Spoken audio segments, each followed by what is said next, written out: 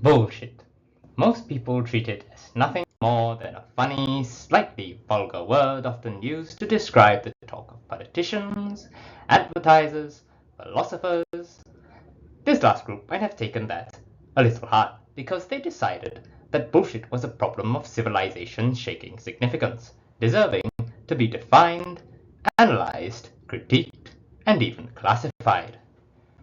Harry Frankfurt, who wrote an entire 80-page long book on the matter, said that bullshit threatens the very conduct of civilized life by undermining the distinction between true and false on which civilization and its institutions depend. And he doubled down against the ha-ha funny word types by saying that the mindlessly frivolous attitude that accepts the proliferation of bullshit as innocuous is just as bad. Now, this might seem a little far-fetched to most people, so to counter it, I'm going to do the obvious thing and come up with an argument that's even more ridiculous. What if bullshit was good? What if, far from civilization being brought down by a ceaseless plague of proliferating bullshit, our entire society finds its deepest and most solid foundations in a great and venerable mountain of bullshit? That's right. Bullshit makes the world go round. But how? For that, we have to first understand what bullshit actually is. Frankfurt defined bullshit as characterized by a lack of concern with truth or an indifference to how things really are. In simple terms, where lying is trying to trick someone into thinking that what you believe is false is true, and an honest mistake is trying to tell them what you believe is true, which turns out to be actually false, bullshitting is simply not caring at all. One example is when an unwell person describes their state as feeling like a dog that has been run over. To Frankfurt, this is bullshit because the speaker doesn't actually know or care how a run-over dog actually feels. So they are indifferent to the truth, but the same reasoning that makes similes like these bullshit also applies to all metaphors in general.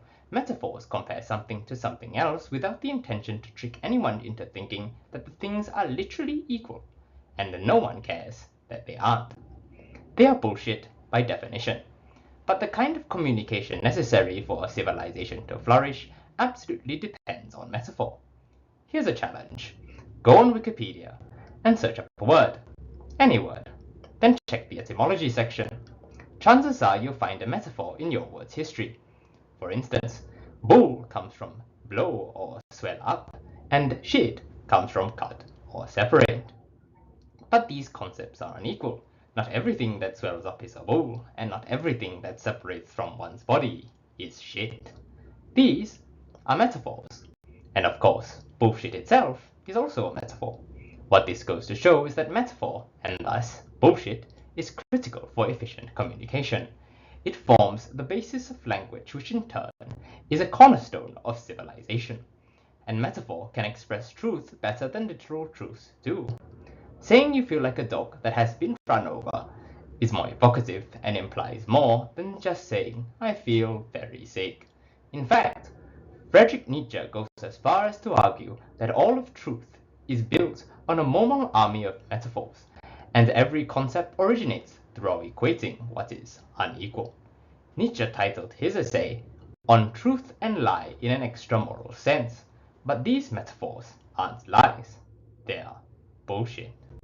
When various unequal leaves are equated into the concept of a leaf, as per his example, no one intends to deceive anyone else, nor themselves believe that all leaves are the same. Instead, the concept of a leaf simply does not care that they aren't. It is bullshit.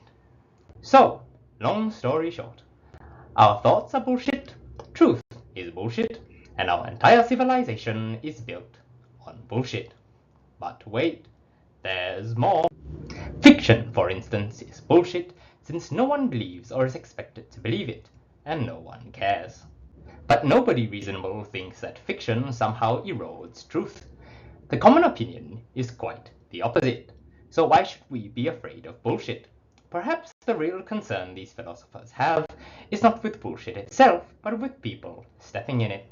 For example, this article, ChatGPT is bullshit, agreed with Frankfurt's denouncement of bullshit and called ChatGPT a bullshit machine. Yet, it did not propose rejecting ChatGPT as a technology. Instead, it argued for the use of terminology that would let people recognize its disregard for truth, the same way they already recognize fiction and metaphor as disregarding truth. The authors acknowledge that it is only when ChatGPT is trusted, like as a search engine or a diagnosis tool, that bullshit is dangerous. When users and policymakers recognize that it shouldn't take over such truth-finding roles, then the danger passes and only usefulness remains. Just like when a child realizes he shouldn't trust the comics and jump off buildings trying to fly, but can still take inspiration from its heroes.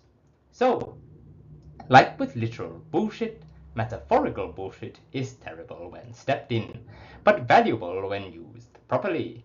And like with literal bullshit, the solution to this risk is not to demonize it, like Frankfurt does, but to teach people to watch their step.